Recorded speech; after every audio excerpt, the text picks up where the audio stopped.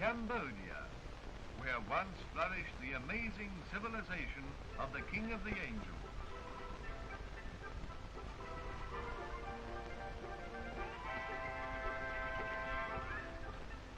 There is little to suggest in the states of Indo China today that within the jungles of these latitudes there once blossomed a civilization which advanced culturally to a stage of development of the arts which has never been surpassed.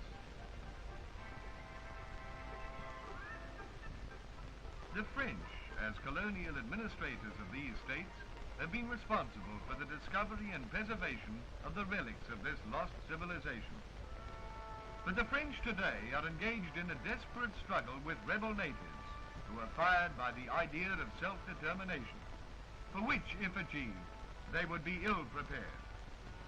The history of these states is one of continual wars over hundreds of years.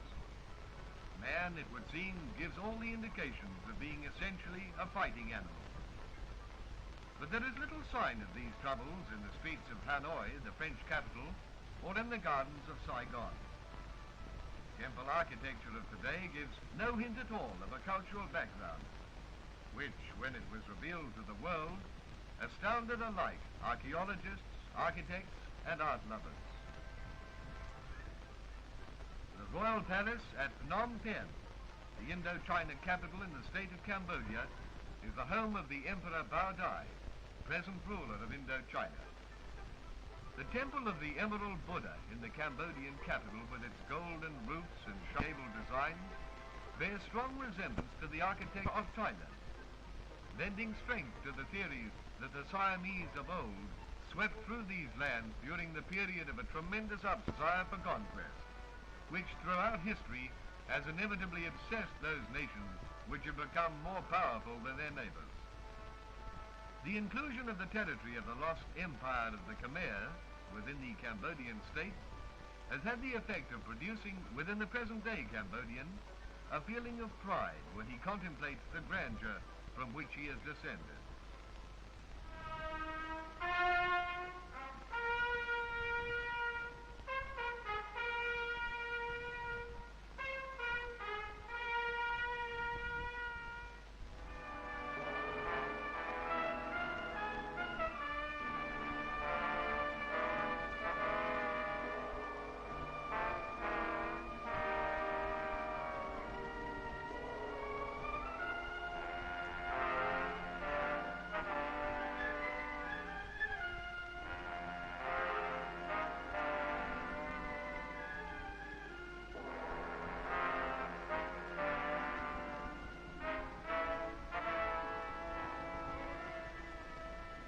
The forgotten city of Angkor Thom, reclaimed from the Cambodian jungle, the ancient capital of the Khmers, a nation of 30 million people which mysteriously disintegrated 600 years ago.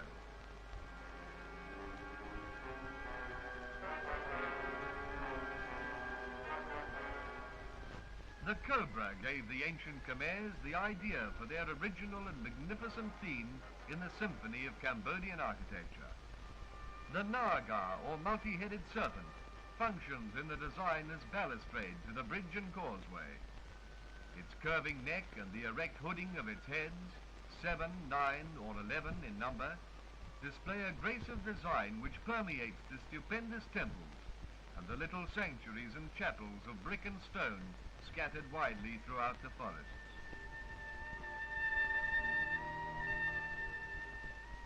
It's nearly 100 years since Henri Mahu, French naturalist in quest of rare plants in the Cambodian jungle, stumbled upon the lost city, a silent, mysterious monument to a forgotten civilization. And it's thanks largely to Mahu that we owe the preservation of these amazing ruins by the French, who shifted the boundary of French China to include them within Cambodian territory.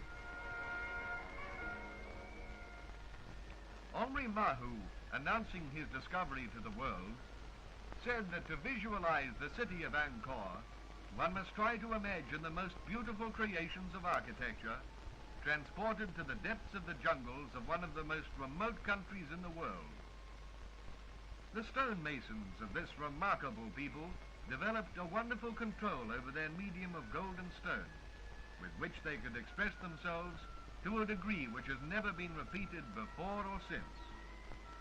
The Khmer civilization was of Indian origin, but the people blossomed with original thought to new heights of artistic creation in this remote land, far away from the influence of all other cultures.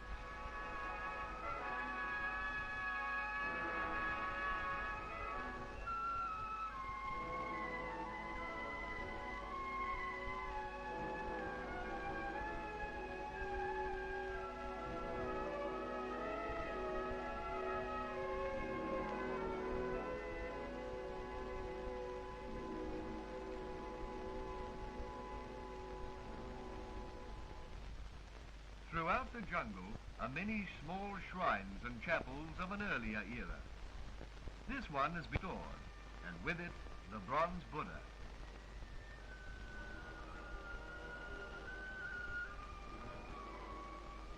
The natives come to stand in awe before the huge figure. They are the direct descendants of the Khmers.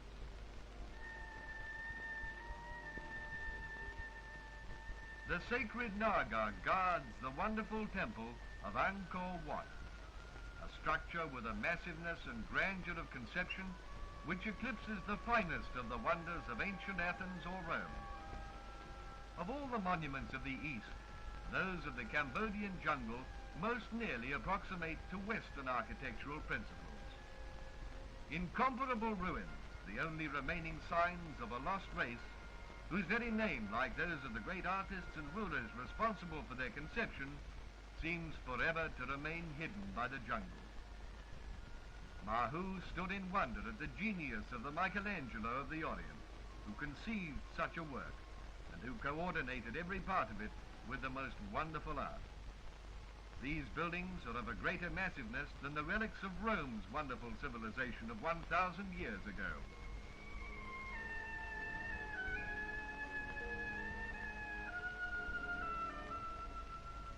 Many have been the theories to account for the mysterious disappearance of the people of this amazing city. One theory suggests powerful ties overran the country, killing off the entire population. Another possible explanation is that the slave class, numbering millions, revolted against the hierarchy of royal family and the priests, after which, with the loss of those skilled in the guidance of the country's affairs, the civilization fell apart, the slave class dispersing into the jungles of Indo China. Another and more romantic theory is that the wealth which built this nation was derived from a trade with China in the wings of kingfisher. For some hundreds of years until comparatively recent times, every Chinese bride has worn a tiara of these brilliant plumes. The vast system of moats and ponds with which the city of Angkor Thom abounds is said to have provided the breeding places for the birds, the prosperity of the city declining when too many of the birds were caught and the flocks as a result eliminated. Truly a fanciful story of a city's economic rise and fall.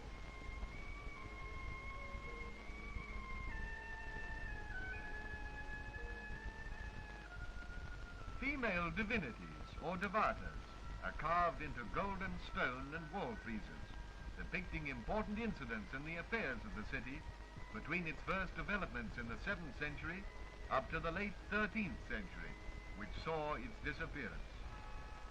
The history of mankind has been a record of the rise and fall of many wonderful civilizations. Will our own Western civilization go the way of all those which have preceded us? Time only will tell.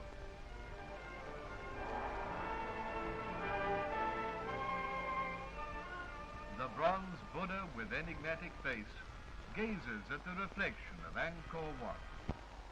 What a story he could tell.